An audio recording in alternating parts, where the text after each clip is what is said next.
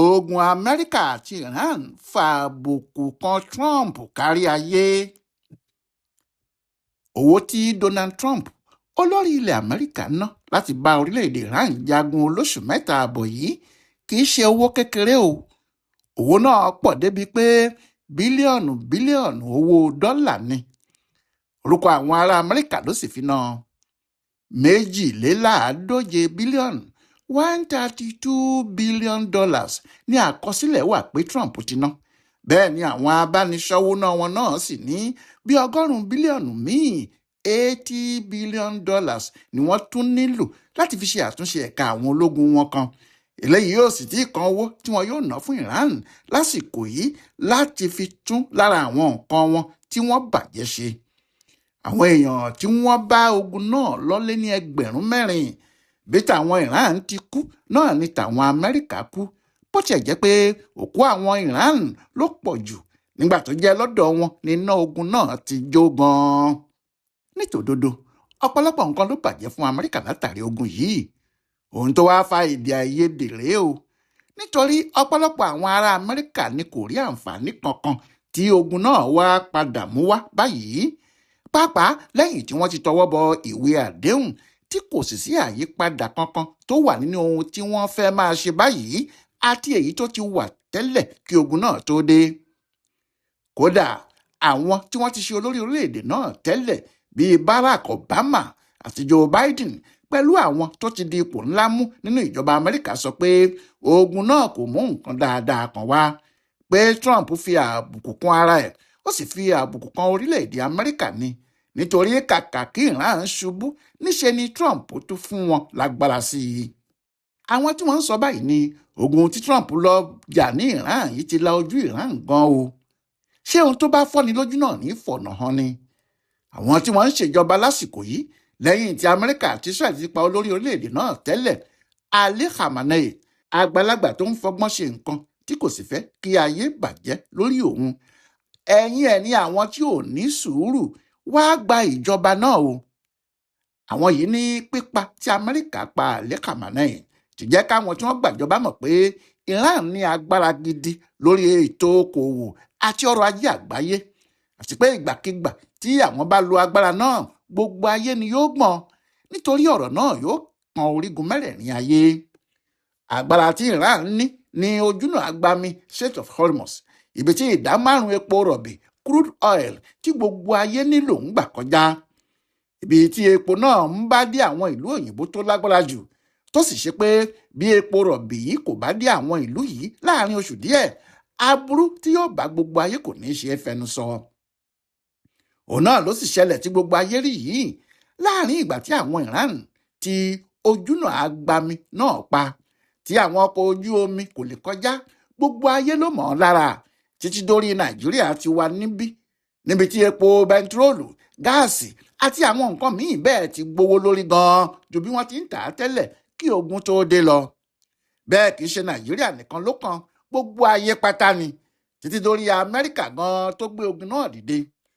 Ohun tó sì ṣẹlẹ̀ báyìí ni pé Donald Trump ti la Iran lójú láti mọ̀ pé àwọn ní agbára bẹ́ẹ̀ tí kò sì ná àwọn lówó tàbí wàhálà àwọn ọmọ ogun ju kí àwọn kàn tí ojúnà agbami náà pa lọ. Wọ́n ti pa ní wàhálà bá gbogbo ayé. Kì í ṣe pé Iran déédéé ti kíní náà pa o, nígbà tí wọn kò rí ọ̀nà mọ́ ni, nígbà tí nǹkan le koko fún wọn gan-an. Ṣé wèrèsún bí wèrè náà bá sún kan ògiri yóò bójú ẹ̀yìn ni? Àwọn Trump ti kó ogun tí wọn kò rí irú ẹ̀ rí tì wọ́n. Bí Israel ti ń dáná yá wọn, bẹ́ẹ̀ náà ni Amẹ́ríkà ń koná bò wọ́n.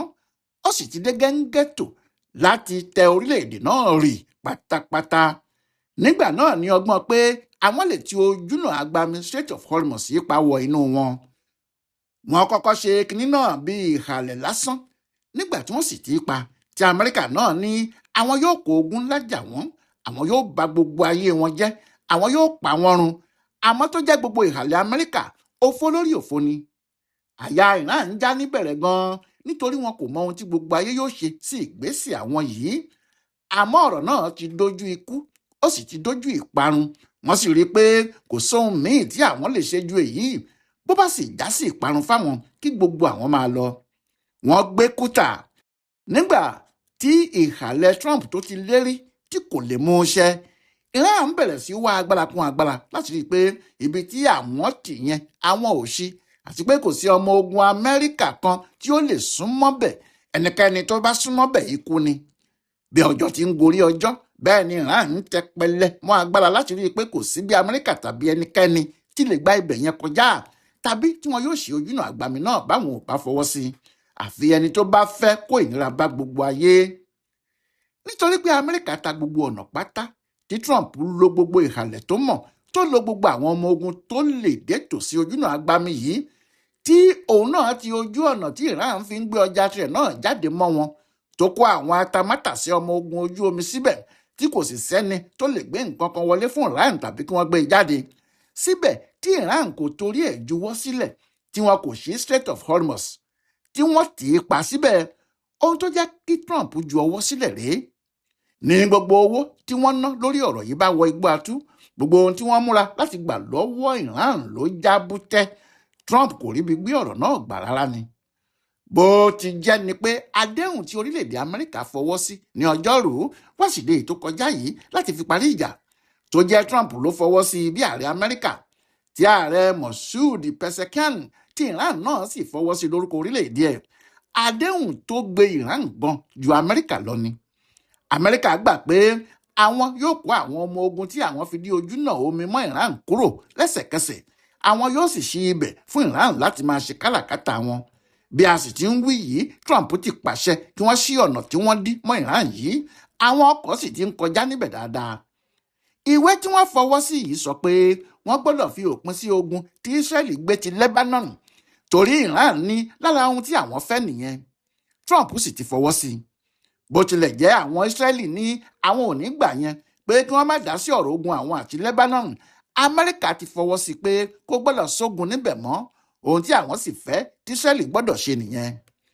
Amẹ́ríkà yóò tún fún Iran lówó kan látàrí àwọn nǹkan wọn tí wọ́n bàjẹ́ fún àtúnṣe kíákíá.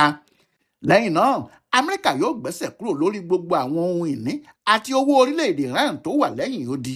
Àwọn orílẹ̀-èdè náà yóò sì lè máa náwó wọn lọ bó bá ti wù wọ́n. Kò sì ní sí ìjọba kan tí ó ní kí wọ́n má náwó wọn mọ́, torí Amẹ́ríkà ti gbẹ́sẹ̀ kúrò lórí òfin tí wọ́n fi de owó ìjọba ilẹ̀ Iran. Lẹ́yìn èyí ni wọn yóò ṣẹ̀ṣẹ̀ máa sọ̀rọ̀ lórí ẹ̀sùn tí wọ́n fi kan Iran pé ó ń ṣe àwọn àdó olóró apanirun chemical weapon. Ọ̀rọ̀ ọjọ́ míì sì nìyẹn, kì í ṣe ti àsìkò yìí rárá. Nínú gbogbo ohun tí Donald Trump fọwọ́ sí yìí, kò sí èyí tí Iran yóò ṣe padà ju kí wọ́n ṣí ojúnà àgbàmì Strait of Hormuz lọ, kí àwọn ọkọ̀ ojú omi sì bẹ̀rẹ̀ sí rìn lọ́rìn bọ̀. Èyí ni pé ojúnà àgbàmì yìí ni Iran fi gba gbogbo ohun tí wọ́n fẹ́ lọ́wọ́ Amẹ́ríkà. Bẹ́ẹ̀ ni kí ogun yìí tó bẹ̀rẹ̀, wọ́n ṣí Strait of Hormuz sílẹ̀ fún gbogbo ayé ni o. Àmọ́ owó Iran wà níbi tó há sí. Ìhàlẹ̀ ojoojúmọ́ láti Amẹ́ríkà, ogun ní Lebanon láti ọ̀dọ̀ àwọn Israel.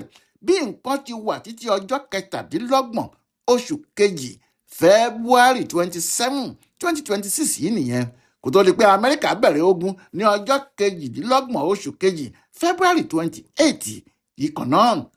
Èyí ni pé tí a bá ti yọwọ́ àwọn aṣáájú wọn tí àwọn ọmọ ogun Trump rí pa kúrò, Iran ló jèrè ogun yìí jùlọ, torí àwọn tí wọ́n kú yìí bí ìgbà tí wọ́n fi kinní náà gba òmìnira lọ́wọ́ Amẹ́ríkà àti Israeli ni. Àmọ́ ìyẹn nìkan kọ́, ogun náà ti fún Iran lágbára gan.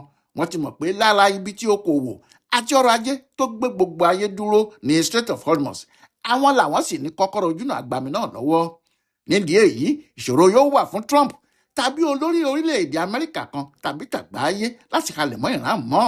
Ẹnikẹ́ni tó bá fẹ́ halẹ̀ mọ́ wọn tàbí tó bá fẹ́ jà wọ́n lógun báyìí, nígbà tí ogun náà bá dé ojú ẹ̀ pátápátá, Strait of Hormuz ni wọn yóò fi mú wọn. Ohun tí Trump fi hàn wọ́n ní Iran nìyẹn. Èyí gan ló sì bí àwọn olórí Amẹ́ríkà tẹ́lẹ̀ àti àwọn èèyàn àgbáyé míì nínú pé kàkà kí Trump yanjú ìṣòro, níṣe ló tún dákun báyìí o. Anthony Blinken, mínísítà àti alákòóso ètò gbogbo fún ọ̀rọ̀ ilẹ̀ òkèèrè nínú ìjọba Joe Biden, ní ogun náà ya òun lẹ́nu, pé kò sí kinní kan tí Amẹ́ríkà mú bọ̀ láti ojú ogun náà ju pé wọ́n ṣí Strait of Hormuz padà lọ. Bẹ́ẹ̀ Strait of Hormuz kò sí ní títì pa kí ogun yìí tó bẹ̀rẹ̀. Ṣùgbọ́n ní báyìí wọ́n ti tì í pa, wọ́n sì fẹ́ ṣí padà. Amẹ́ríkà ló sì fẹ́ sanwó fún wọn kí wọ́n tó lè ṣí padà yìí o. Kí làwọn mú bọ̀ lójú ogun yìí ju àbùkù àti ẹ̀tẹ́ lọ. Irú ọ̀rọ̀ tí Barack Obama náà sọ rèé.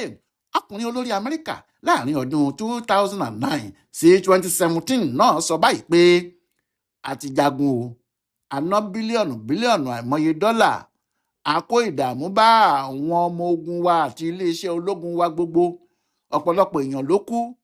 Ṣùgbọ́n lẹ́yìn gbogbo ìyẹn, pẹ̀lú àdéhùn tí wọ́n ṣe yìí, bí ìgbà pé a tún padà sí ibi tí a ti lọ gan ni o, àfi ti pé ó tún burú sí i fún wa ju ti ìgbà náà lọ. Bẹ́ẹ̀ ni Obama ṣe sọ. Bí òun ti ń wí náà ni ọ̀pọ̀ àwọn aṣáájú orílẹ̀-èdè náà ń kùn sọ̀rọ̀. Ohun tí wọ́n sì ń sọ náà ni pé Trump fa àwọn sínú ìdánwò ni. Èyí fa ìdùnnú ṣá o fún àwọn ará Iran ní tiwọn, tí àwọn ń jó tí àwọn ń yọ̀ pé àwọn ti rí Trump mú. Wọ́n ṣẹ́gun ọkùnrin tó fẹ́ pa àwọn run. Torí títí di àsìkò yìí àti pẹ̀lú gbogbo èyí tí Trump rò pé òun ṣe ń nì, ọ̀tá ni wọ́n ka ọkùnrin olórí ìjọba ilẹ̀ tó lágbára jùlọ láyé náà sí. Wọ́n ní ọ̀tá àwọn ni. Muhammadu Baga Galibaf tó ṣáájú àwọn èèyàn Iran lọ síbi ìpàdé ìparí ìjà gbogbo ni kò sí tàbí ṣùgbọ́n kankan níbẹ̀ o. Ohun tí àdéhùn tí àwọn fọwọ́ sí fi hàn ni pé àwọn jagun ṣẹ́gun ni, kò jù bẹ́ẹ̀ lọ.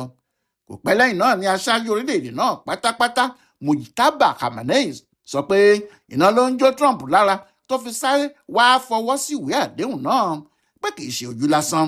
Wàhálà tó bá a káàkiri àgbáyé ló jẹ́ kó máa sáré wá àdéhùn tí yóò ṣe pẹ̀lú àwọn láti fòpin sógun náà kiri. Lóòótọ́ Trump ti fèsì pé iná kankan kò jó òun lábẹ́ aṣọ. Òun náà rò ní pé nígbà míì ó yẹ kí èèyàn máa lo ọpọlọ ẹ̀ kó máa lo làákàyè ju agbára ọmọ ogun nìkan lọ. Torí nígbà míì ọgbọ́n a máa ju agbára lọ. Ohun tó jẹ́ kí òun ṣe ohun tí òun ṣe nìyẹn.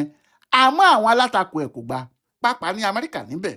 Wọ́n ló fojú àwọn gbolẹ̀ lójú ayé, ó sì sọ àwọn di ẹni yẹpẹrẹ lójú Iran. Àfàìmọ̀ṣá kó má jẹ́ àwọn ọ̀rọ̀ oríṣiríṣi wọ̀nyí ni yóò tún hù nǹkan míì jáde o. Àmọ́ níbi tí nǹkan wà báyìí, bó tiẹ̀ jẹ́ pé ọ̀rọ̀ náà lè dàbí àbùkù fún Trump olórí ogun, síbẹ̀ náà Amẹ́ríkà àti Iran ti fọwọ́ sí ìwé àdéhùn kò sógun mọ́ kò sọ́tẹ̀ mọ́ kí àlàáfíà tún padà sí gbogbo ayé ni.